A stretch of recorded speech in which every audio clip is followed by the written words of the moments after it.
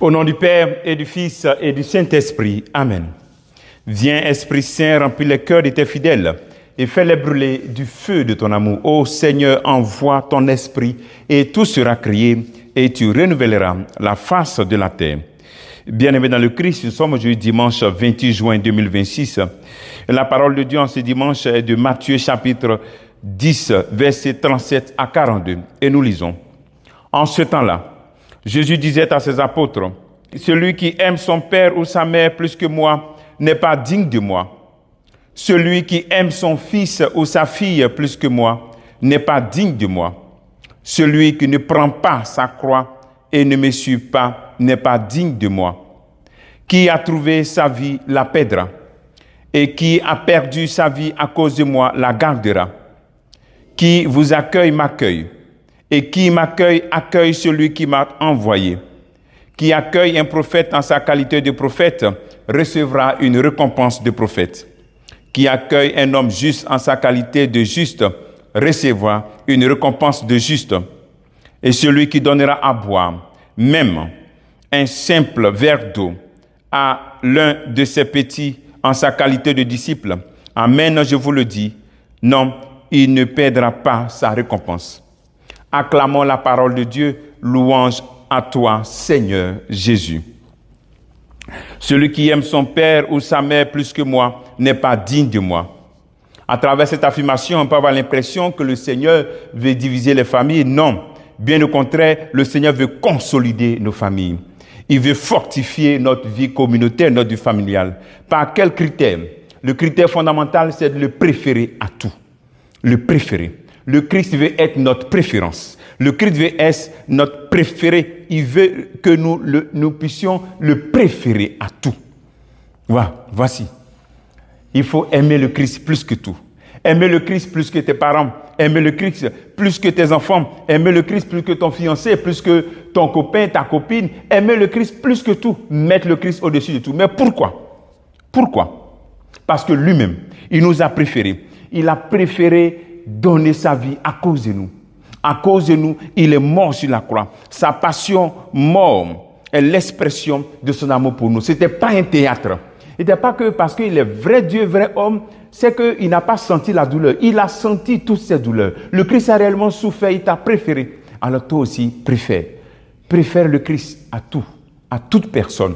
Mais pourquoi? Pour mieux aimer ces personnes. En réalité, aimer une autre personne, son père, sa mère, sans le fondement de l'amour du Christ, c'est difficile. Ça devient impossible.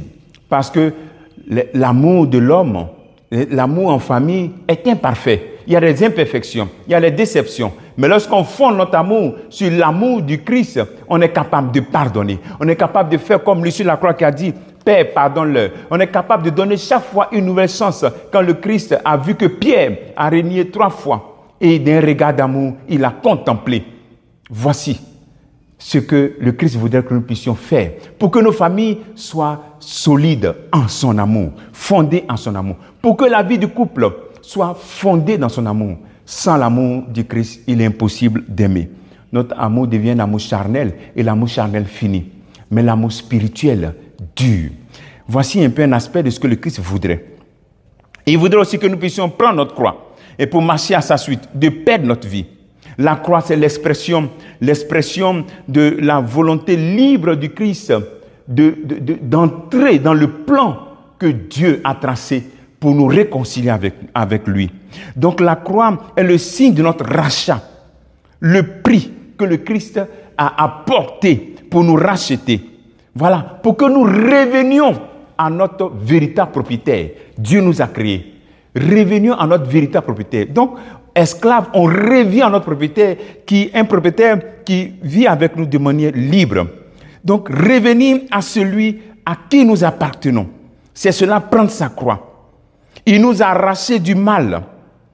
Avec la violence de la croix, nous aussi, nous faisons cette expérience des violences en nous pour pouvoir nous maintenir en disant, oui, le Dieu est mon propriétaire et j'appartiens à Dieu. Tout ce cheminement est douloureux. Ce cheminement peut être coûteux. Ce cheminement peut exiger pour revenir à ton propriétaire qui est Dieu, sortir des situations d'esclavage. Mais il le faut. C'est cela, prends ta croix. Prendre sa croix, c'est tout simplement manifester que je suis disciple. Le disciple, c'est ça, s'identifier au maître.